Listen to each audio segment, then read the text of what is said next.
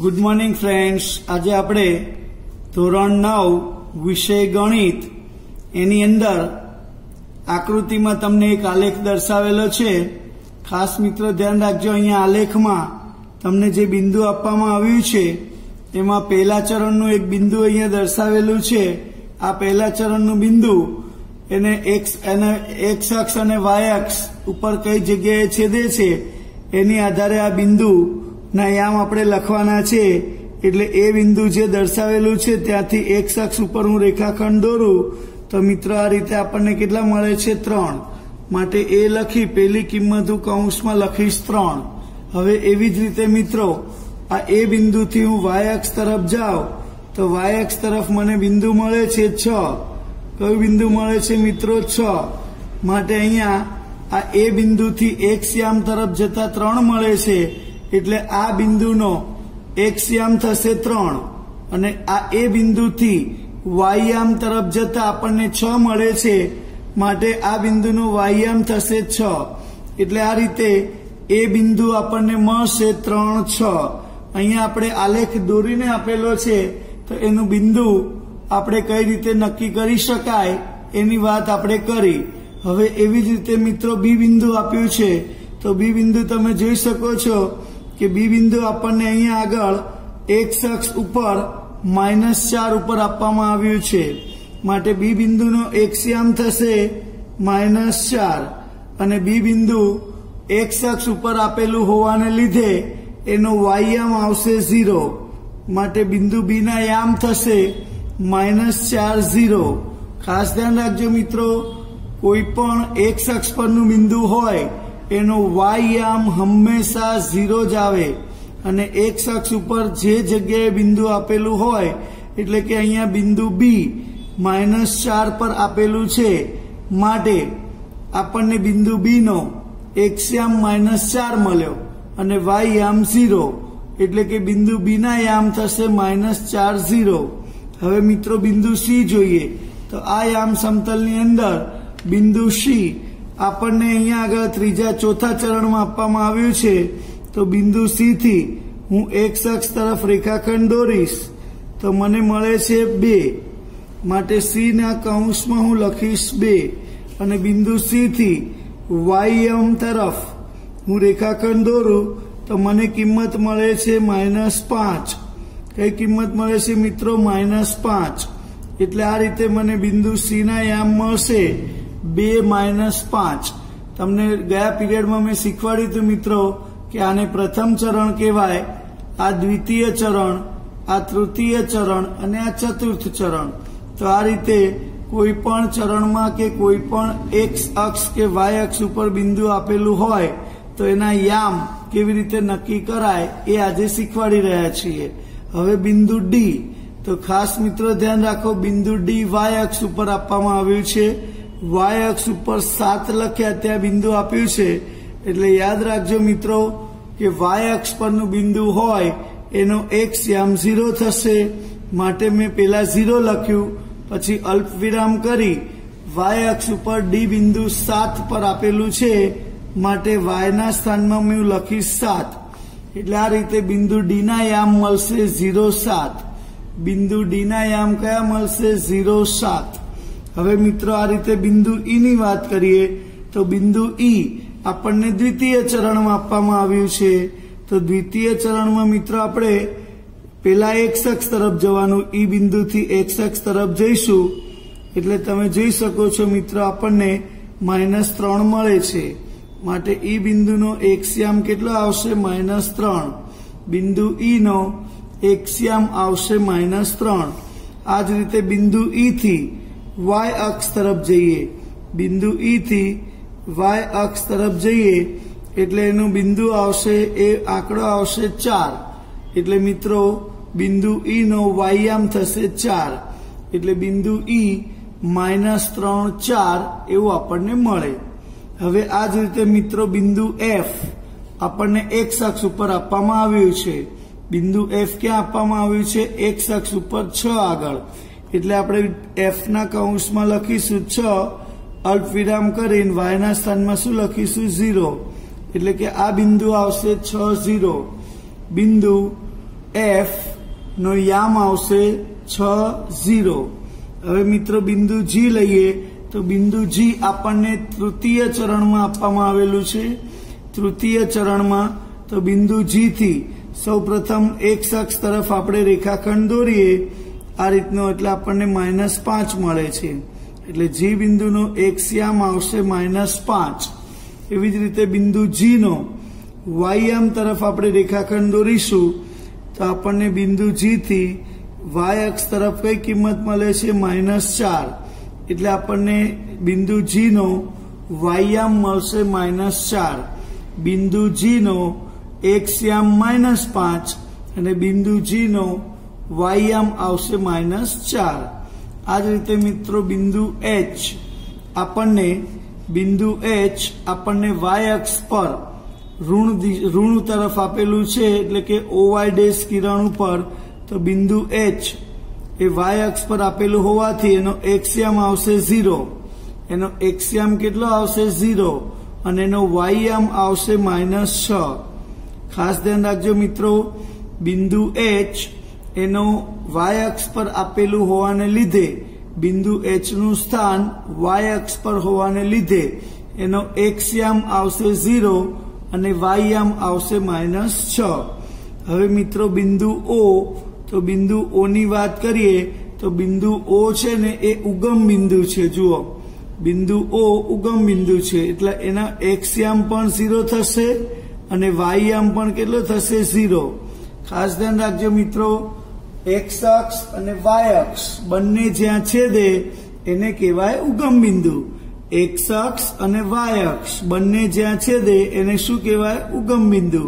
એટલે એક્સ અક્ષ અને વાય અક્ષ બંને અહીંયા ઓ બિંદુમાં છેદે છે, માટે ઓ એ યામ સમતલનું ઉગમ બિંદુ છે અને એના યામ થશે 0 0।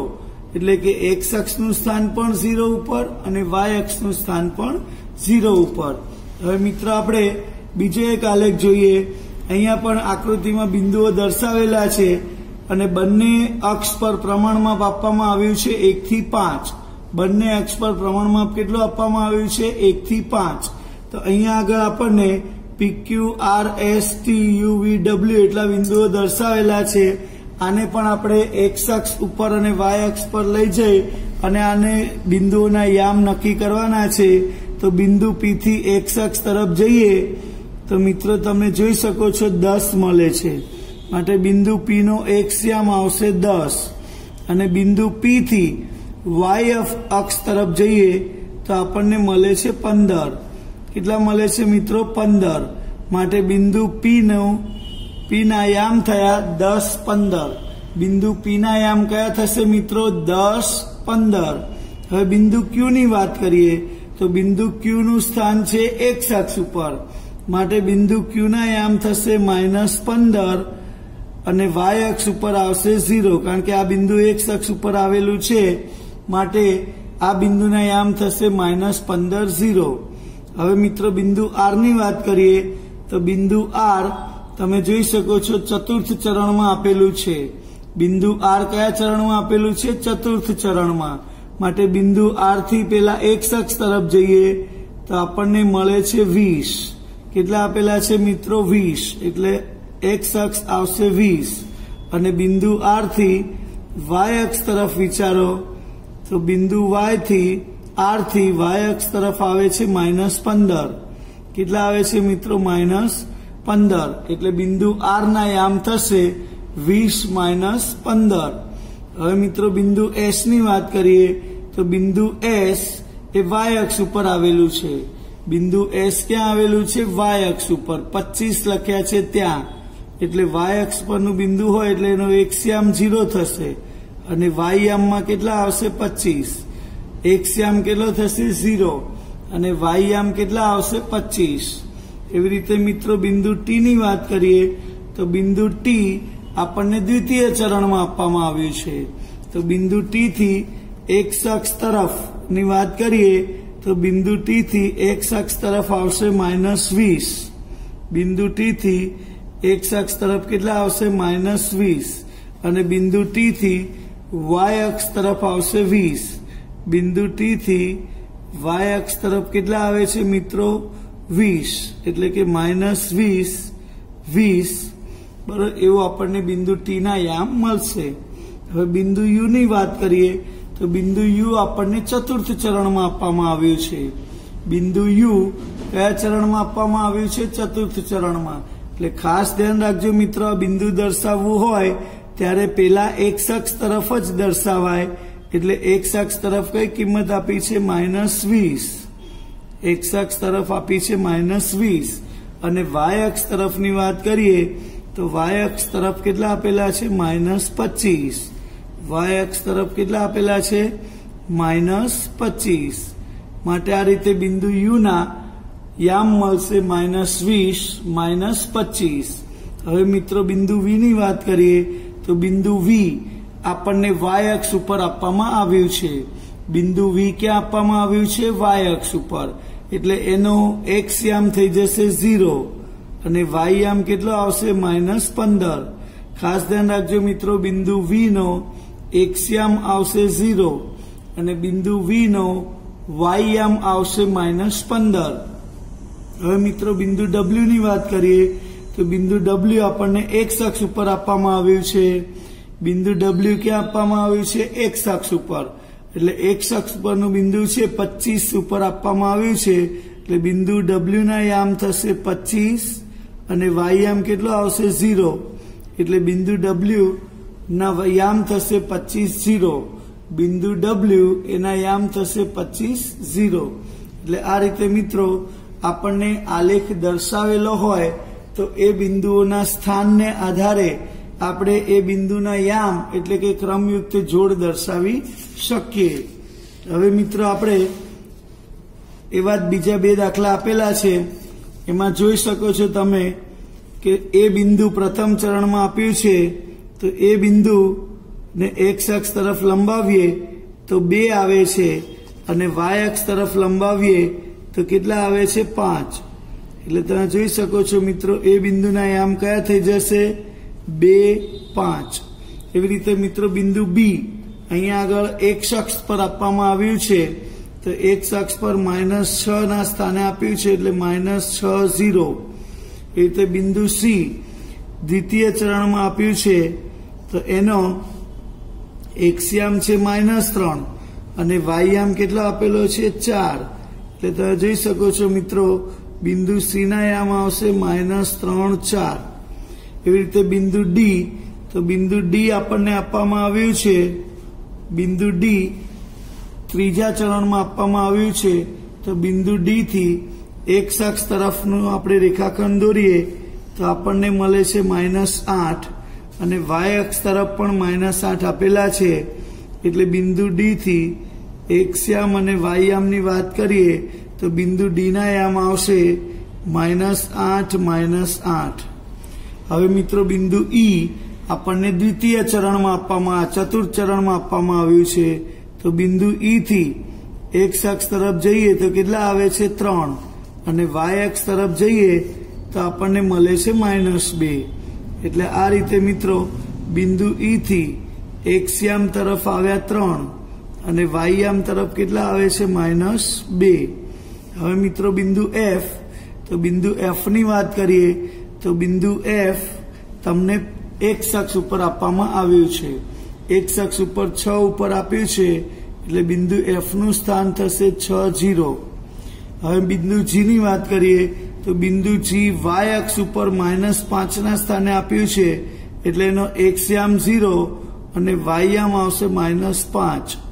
જ્યારે બિંદુ એચ આપણને વાય અક્ષ ઉપર પણ ઓવાય કિરણ ઉપર આપ્યું છે એટલે કે વાય અક્ષ ઉપર 7 ઉપર આપ્યું છે માટે બિંદુ એચ ના યામ થશે 0 7।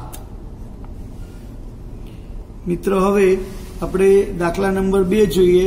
અહીંયા ખાસ ધ્યાન રાખજો મિત્રો, હું અહીંયા પ્રેક્ટિસ વર્કમાંથી આ દાખલા ચલાવી રહ્યો છું એટલે તમારી જોડે પ્રેક્ટિસ વર્ક હોય તો તમે એમાંથી પણ જોઈ શકો છો। અહીંયા આગળ મિત્રો ખાસ ધ્યાન રાખજો, બિંદુ પી આપણને દ્વિતીય ચરણમાં આપવામાં આવ્યું છે તો બિંદુ પી થી એક્સ અક્ષ તરફ જઈએ તો કેટલા આવે છે? -50 અને બિંદુ પી થી વાય અક્ષ તરફ જઈએ તો કેટલા આવે છે? 40। એટલે કે આ રીતે આપણને બિંદુ P ના યામ આવશે -50 અને 40. પછી બિંદુ Q ની વાત કરીએ મિત્રો, તો બિંદુ Q આપણને ચતુર્થ ચરણમાં આપવામાં આવ્યું છે.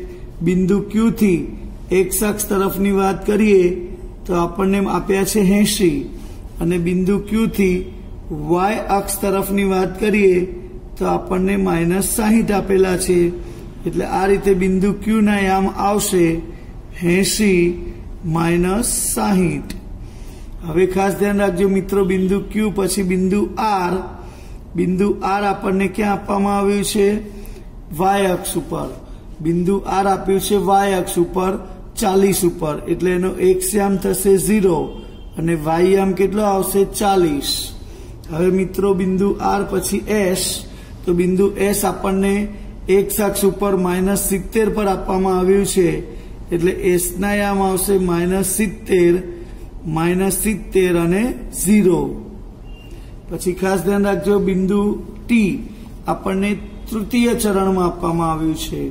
તો બિંદુ T થી એક્સ અક્ષ તરફ આવશો એટલે કેટલા આવશે? -70 અને વાય અક્ષ તરફ જાઓ તો પણ -70 છે. એટલે કે આ રીતે આપણને બિંદુ T ના યામ આપ્યા છે -70. પછી બિંદુ T પછી U. અહીંયા આગળ બિંદુ U આપણને આપવામાં આવ્યું છે વાય અક્ષ ઉપર -40 પર, એટલે એના યામ થશે 0 - 40. પછી બિંદુ V ની વાત કરીએ તો બિંદુ V એક્સ અક્ષ ઉપર 80 ઉપર આપવામાં આવ્યું છે, એટલે એના યામ થશે 80 0. કયા યામ થશે મિત્રો? 80 0. હવે બિંદુ W ની વાત કરીએ તો બિંદુ W આપણને એક્સ અક્ષ ઉપર 30 આગળ આપવામાં આવ્યું છે. આ રીતે આપણે દોરીએ તો એક્સ અક્ષ ઉપર 30 અને વાય ઉપર આવે છે 30. પ્રથમ ચરણનું બિંદુ છે એટલે એક્સ ઉપર 30 છે અને વાય ઉપર 30 છે. માટે બિંદુ W એની કિંમત છે 30. એટલે આ રીતે મિત્રો આપણે આલેખ પેપરમાં જુદા જુદા બિંદુઓ, આ આલેખ જે પ્રેક્ટિસ વર્કના છે એ તમારે આલેખ પત્રની અંદર દર્શાવવાના છે અને એની પ્રેક્ટિસ કરજો ખાસ. પછી હવે પછીના આલેખમાં આપણે હવે પછીના પીરિયડમાં બિંદુઓ આપ્યા હશે અને આલેખ કેવી રીતે દોરાય એની ચર્ચા કરીશું. Thank you.